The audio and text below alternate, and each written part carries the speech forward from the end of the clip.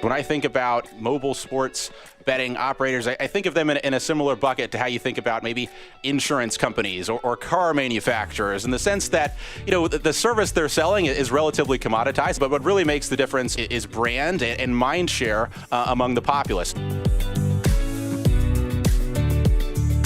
I'm Chris Hill, and that was Motley Fool Canada analyst Nick Seipel. Normally, our Saturday shows take on a classroom feel. This episode is going to be a bit more of a cheat sheet. It's Super Bowl weekend. Some of you are probably watching the game with family and friends. On Monday, you'll be at work or maybe on a Zoom call talking with people about the game, the ads, and all the prop bets. Today on Motley Fool Money, Dylan Lewis is going to give you 3 different angles on the big game and the big money around it, so you can sound even smarter when you're sitting on the couch or Monday morning quarterbacking with your colleagues. The Super Bowl will air on NBC this year, but the network wasn't originally slated to air this year's big game. Motley Fool analyst Maria Gallagher joins me to explain the strategy behind the switch and what gets subscribers to stick around in a crowded streaming landscape. Maria, let's start with the most obvious question for our listeners. If you don't already know how you're watching the Super Bowl, let's go through some of the options. So NBC is really where you got to go. You have NBC for cable, you have Peacock, or you can see the game through Hulu and Live TV. Subscribers can watch the Super Bowl live via their NBC live stream. You can also catch the game on Fubo TV, Sling TV, Direct TV stream, these types of over-the-top services that offer NBC. So it's all NBC either way. It's just a matter of how you're getting access to the content. And NBC is in kind of a unique spot here because they are home to both this year's Super Bowl, but also the Winter Olympics that are happening in Beijing. And this is very intentional on their part. Yeah, so back in 2019, CBS and NBC swapped the Super Bowl rights for 2021 and 2022. This was actually before Peacock launched. I have to think that they made this move with Peacock in mind, though. They had originally planned the Peacock launch to coincide with the coverage of the Tokyo Olympics, which were originally slated for 2020 and later moved to 2021.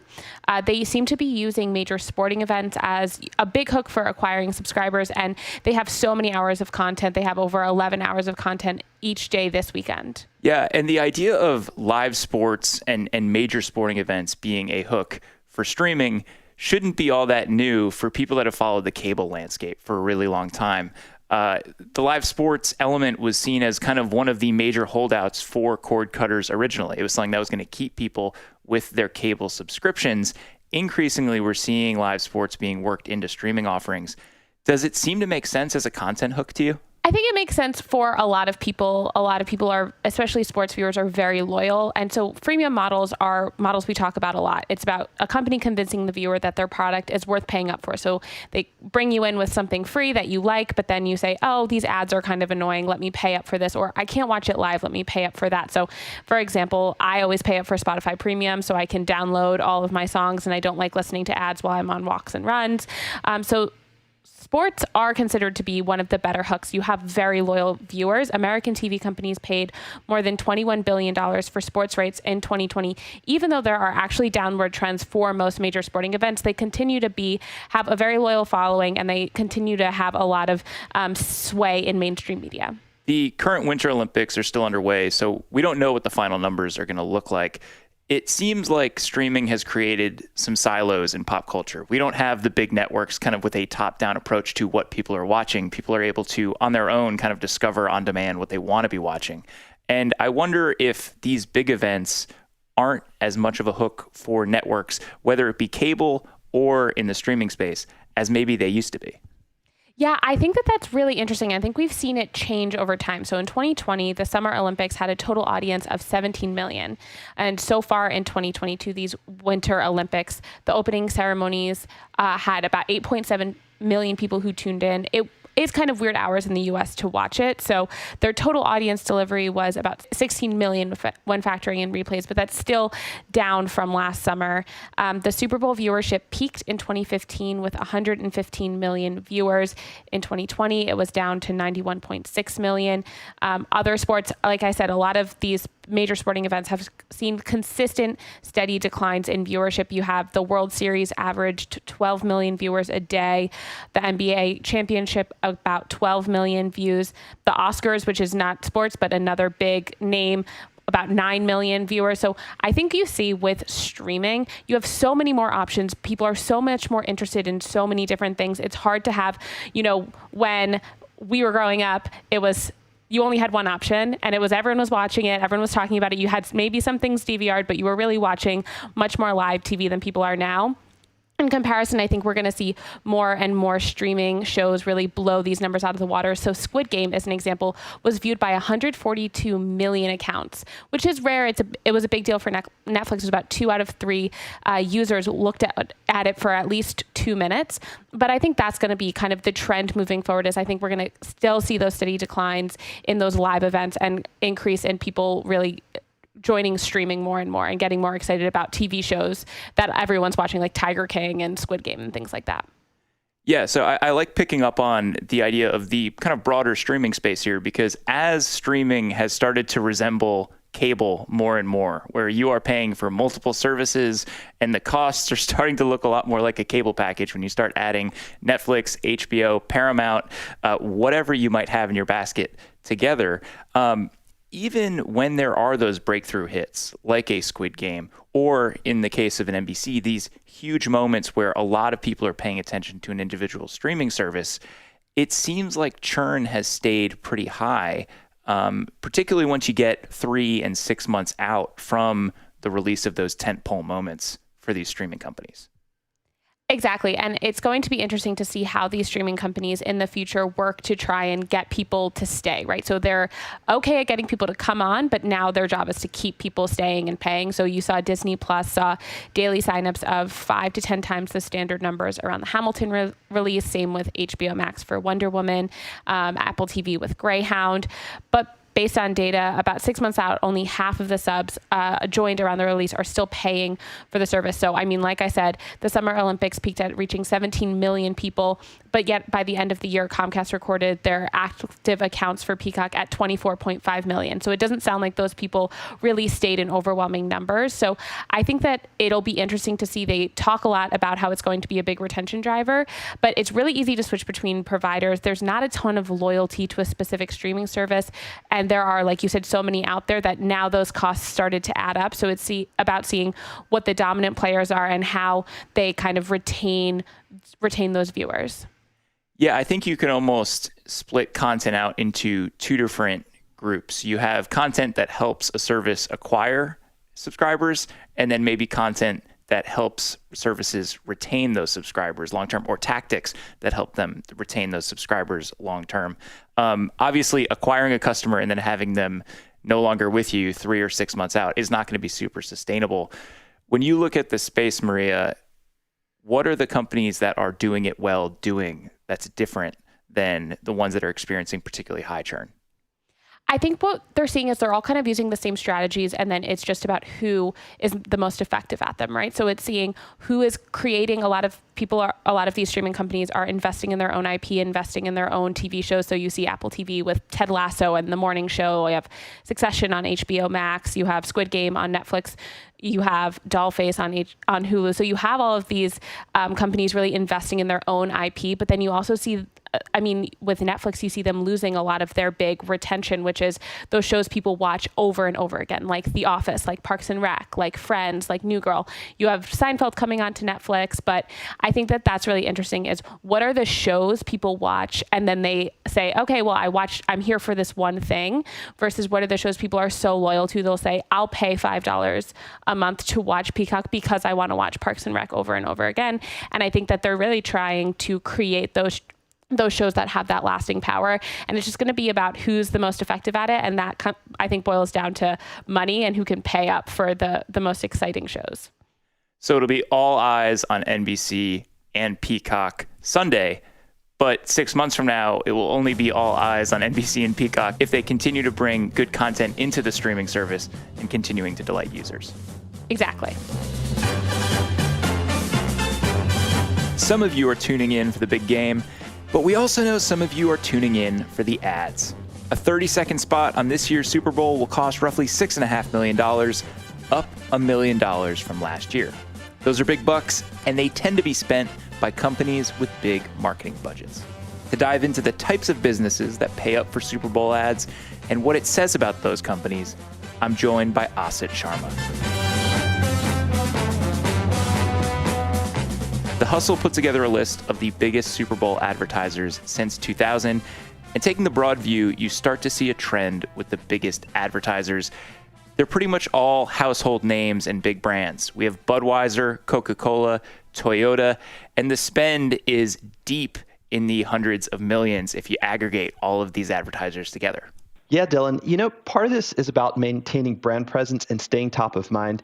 I mean, Coca-Cola, which is on this list, for example, it's got a brand that's estimated to be worth nearly $87 billion. So it doesn't need the exposure. But Coca-Cola does need that subliminal, warm, fuzzy presence in the consumer's mind that keeps them placing Coke products in the shopping cart. And I think for some of these, it's like this never-ending slog to remind consumers of certain values that are part and parcel of the brand. So Jeep, for example, right? It's often tugging at our heartstrings while stirring feelings of patriotism, even as the company is highlighting how rugged its vehicles are, slogging through mud, bumping around in the mountains. And then you've got companies like PepsiCo, which is on this list. PepsiCo is on twice as its own brand, and for Doritos, which actually has a bigger spend than the Pepsi brand over the past few years. And I think this is just the magic of how you can present one of your revenue streams to the public. Doritos is always persuading customers that it's this hip, irreverent product, which is fun at heart, even though it's part of this big PepsiCo juggernaut. And PepsiCo itself has a brand value of about $11 billion. I love Doritos' message, especially in Super Bowl commercials. The message is, I am a chip. I am a shapeshifter. I am whatever your imagination wants me to be. I go well with Mountain Dews. I can be found in Taco Bell products. So there are many types of competing needs that a company is speaking to when it decides to spend that big money on a Super Bowl ad. But I think you're right. The biggest part of that is about first maintaining that brand presence in consumers' minds.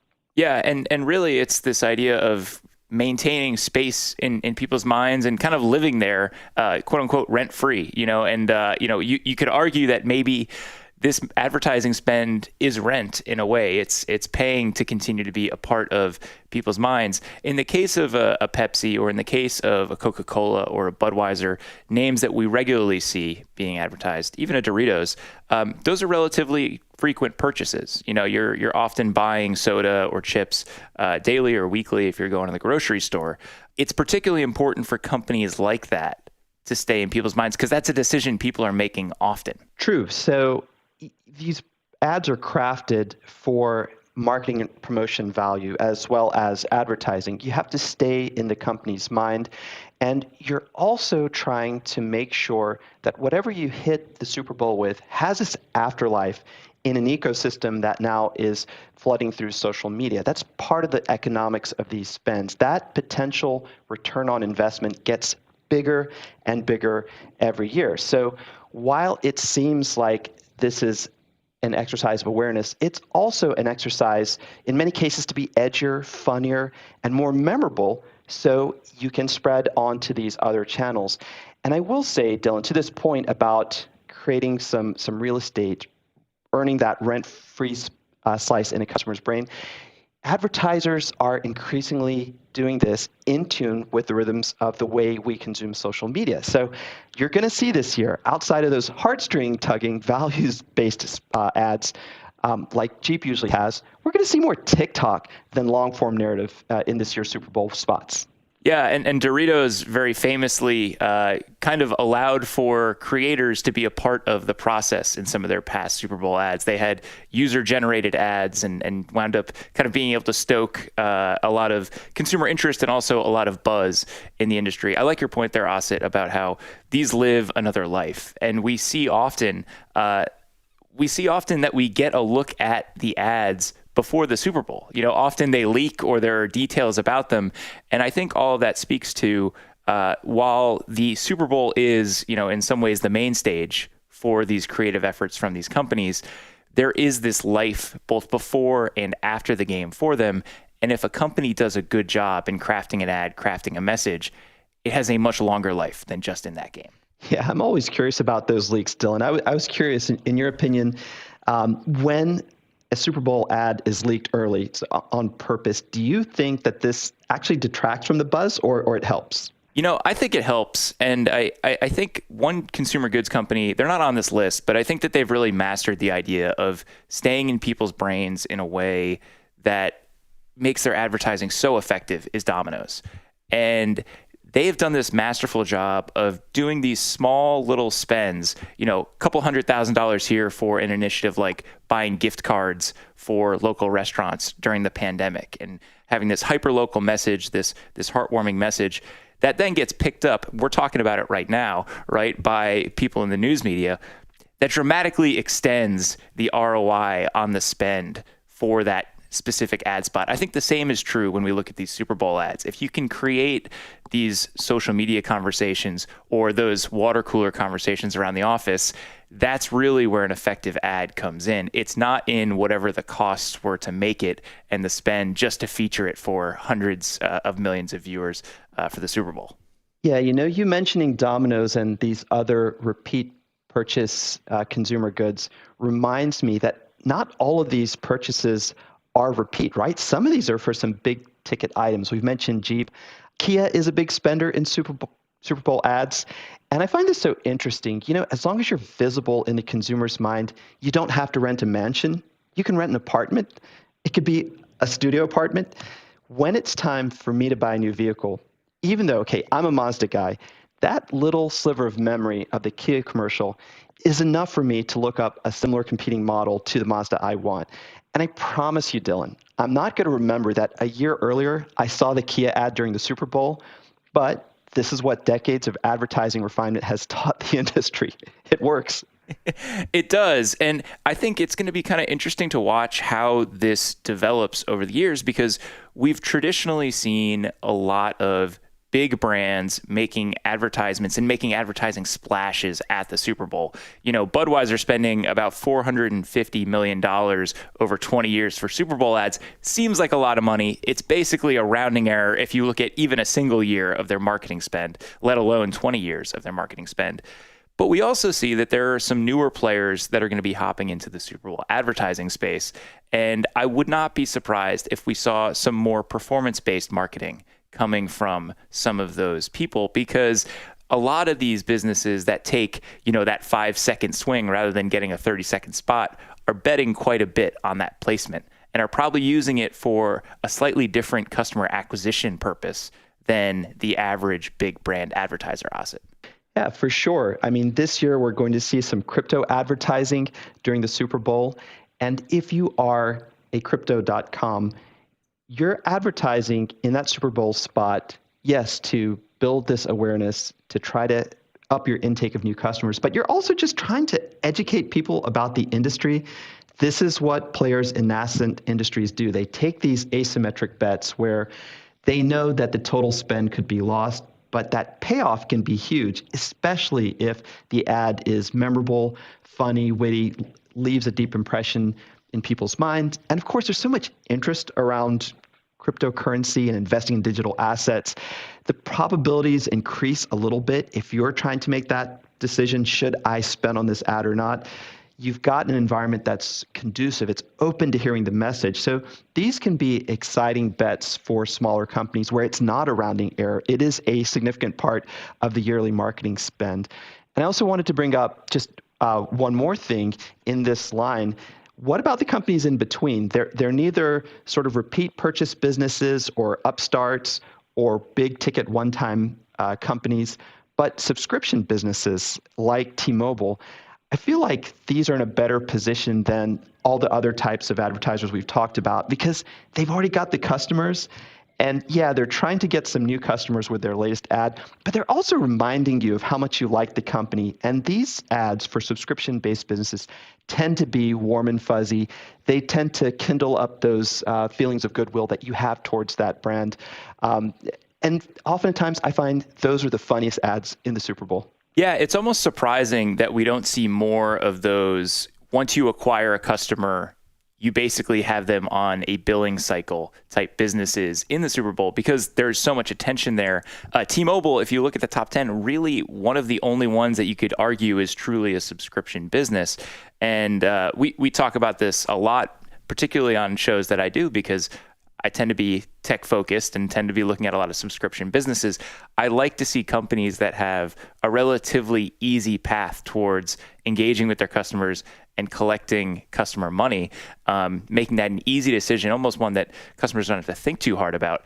It's in stark contrast to what we actually see. These are active decisions for a Budweiser, for a Coca-Cola, even a Universal Pictures coming in about halfway on this list, promoting movies that are coming up. Someone has to go out and say, you know what, I want to buy that thing every single time they make that decision. A lot of those companies haven't cracked a subscription offering quite yet. Yeah, very true. And if you have cracked that code and have a subscription business, the way that most subscriptions these days are set up, it's an opt-out. So all you have to do is maybe kindle that goodwill with a Super Bowl ad. And let's face it, you have to deliver in your product. The product has to be good. It has to create that feeling of goodwill and happiness in the first place.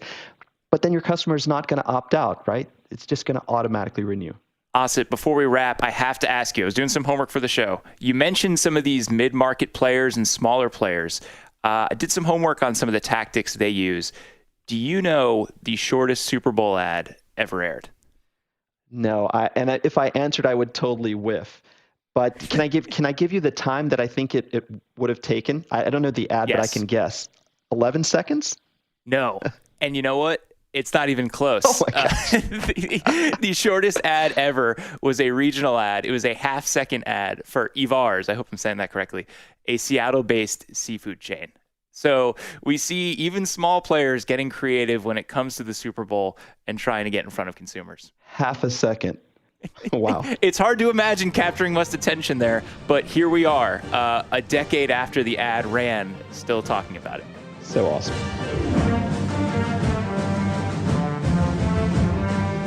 The big brands are sure to dominate the ad game again, but you're also probably going to see some spots from companies you haven't heard from in the past, namely sports betting operators. This year, the American Gaming Association is expecting bettors in the U.S. to wager close to $8 billion on the Super Bowl, nearly double the current record from last year's game. That growth and new advertisers on your TV are a reflection of a huge shift in how the NFL approaches gambling. Joining me to explain what's going on is Motley Fool Canada analyst Nick Seipel.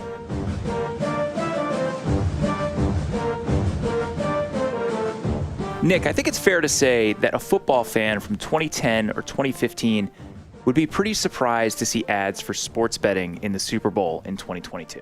Absolutely. Traditionally, the NFL was one of the most resistant sports leagues to betting. Part of that is reputational risk, concerns that we're going to have folks fixing games, this black market industry. What's changed in the past couple years is things have become legalized. The big change was 2018. The Supreme Court overturned PASPA, which was the federal restriction on sports gambling, which opened up the opportunity for states across the country to legalize sports gambling within their own jurisdictions. And we've seen over half of the states in the United States legalize sports betting just since 2018 to today. So you've seen the market go from being a black market to now what really is a very highly regulated, state-approved market all across the country. And there's lots of money to be made there. Famously, Mark Cuban said in 2018, right after that Supreme Court case passed, that he said he thought everyone who owns a top 4 professional sports team just saw the value of their team double. And part of that is you see really incredible engagement with sports as the result of sports betting. Just to give you some figures on what we're seeing on the amount of money being bet on sports. In 2020, we saw over $20 billion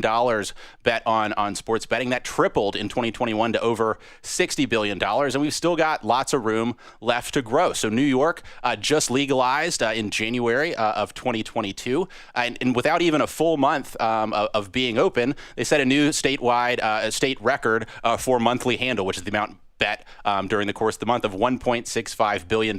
We've still got Florida and California left to open up. Still lots of money left to be made. And the NFL has been embracing that over the past several years. I mean, famously, we've seen the Raiders move to Las Vegas. We just had the Pro Bowl last week in Las Vegas. The NFL signed deals earlier in 2021 to approve certain sports betting partners, give them the opportunity to pay money for the right to pay money to advertise on NFL properties. And so those are companies like Caesars, DraftKings, FanDuel, PointsBet, WinBet. These are all companies trying to capture the NFL's huge audience for engaged sports fans. And, if you look at the NFL audience, that is a very target-rich environment for gamblers. Something like 4 out of 10 NFL fans are at least casual bettors. So certainly lots of money to be made in this space, and the NFL wants their piece of it. Over the last decade, NFL Commissioner Roger Goodell had spoken publicly several times about how they were worried about the elements that sports betting and legalizing it, making it more accessible, might have on the appearance of the game, because they are highly concerned with the on-field product. Is this just a matter of the dollars being too big?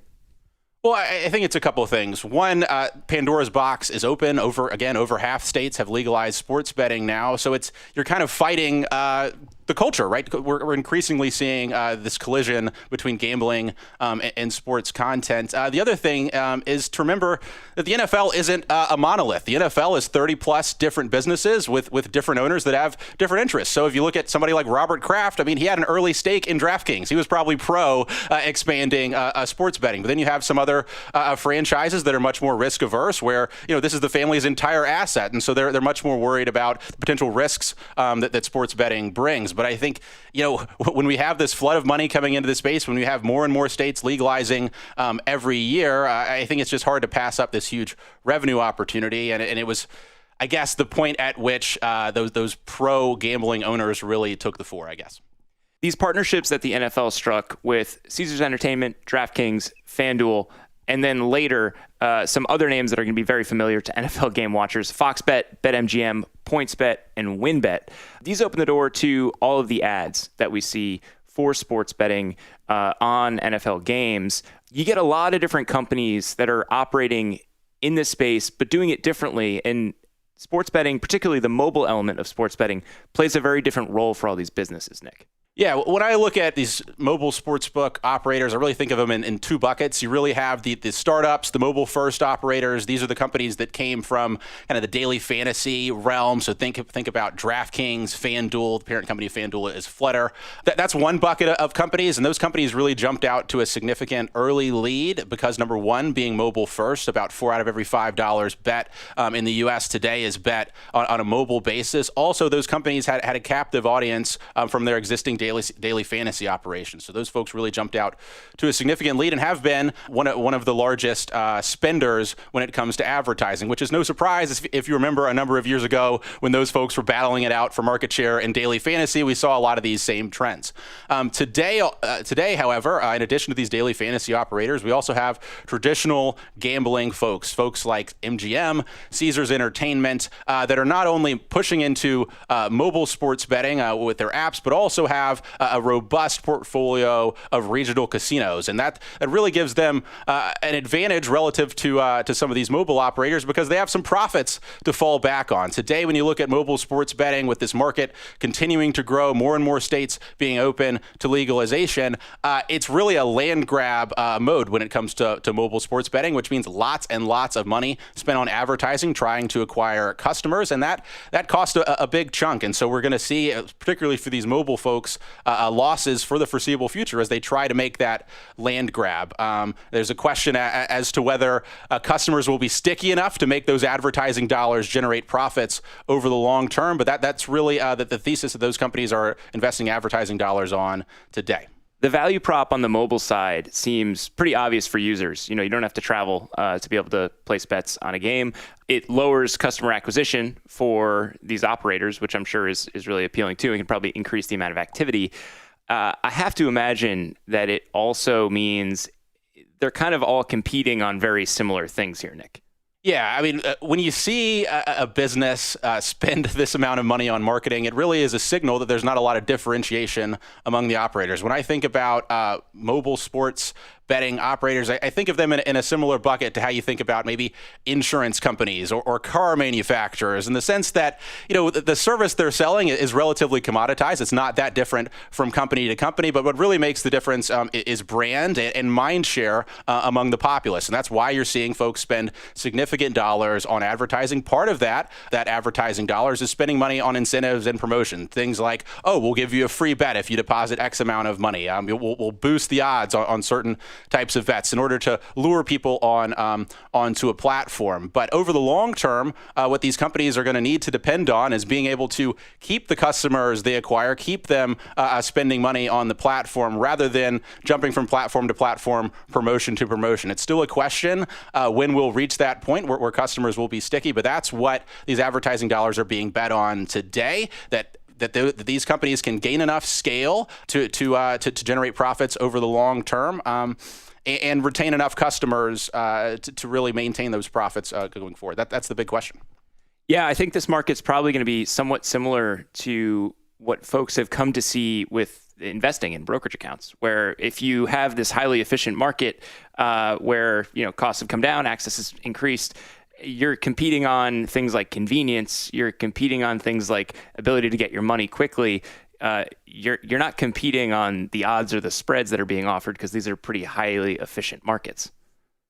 Absolutely. And I think one thing I just keep thinking about, too, as we talk about this market getting bigger and bigger, maybe an investing parallel is as you add more and more derivatives to a market gets bigger and bigger. And I think you can think of betting as kind of a derivative on the outcome of the game, right? I mean, by the end of the game, will Joe Burrow have 300 passing yards or more, right? It's similar to buying a call option. By, May, will X stock be over $20 a share or what have you? And not only are you seeing, kind of traditional bets come into the market, which is growing the market, but also mobile enables things like live betting, things like, will this next pitch be a ball or strike? Will, this next pass be complete or incomplete? And so one of the things that mobile allows is just the market to get bigger and bigger and bigger, more and more derivatives, if you will, on each individual game to open up. And, there's a dynamism that mobile betting allows that you just can't replicate with on-premise. So, I think the market has lots of room to grow just from continued legalization, but I think just adding more and more types and varieties of bets, which we're seeing companies do, will grow the market even more. The NFL expects to generate roughly $270 million in revenue from sports betting and gambling deals this year. Some think the space could be worth more than $1 billion in the next decade. And Nick, this is a mutually beneficial relationship. It's good for the NFL. It's extra revenue coming in for them. But the NFL plays a key part in the strategy for these businesses. Yeah, I think that $270 million revenue bump probably underestimates the impact to the NFL. If you look at what DraftKings CEO Jason Robbins has said in the past, that sports gambling content and sports content really are a flywheel. So the more you watch NFL games or whatever kind of your sport of choice is, the more likely you are to bet on that particular sport. And the more you bet on a particular sport, the more likely you are to consume content related to that sport. And you're really seeing that with investments that these sports gambling companies have made, whether that's DraftKings making significant investments in folks like Dan Le Batard, or it's Penn National going out and buying Barstool Sports. You really see in these investments these companies are making the synergies between content and gambling.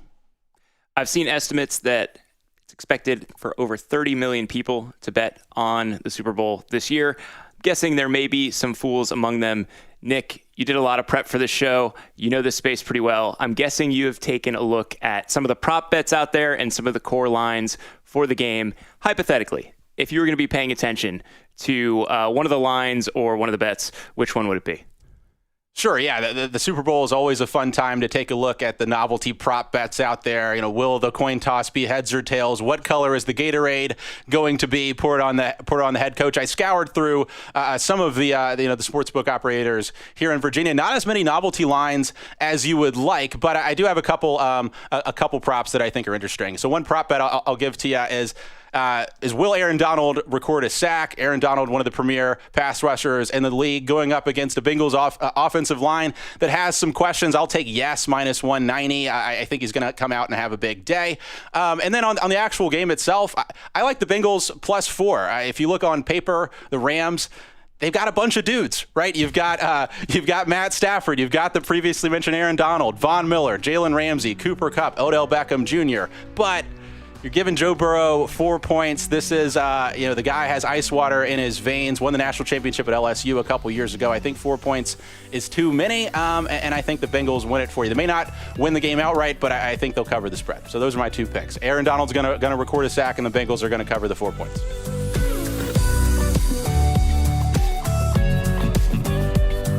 That's all for today, but coming up tomorrow, a conversation on designing your new work life.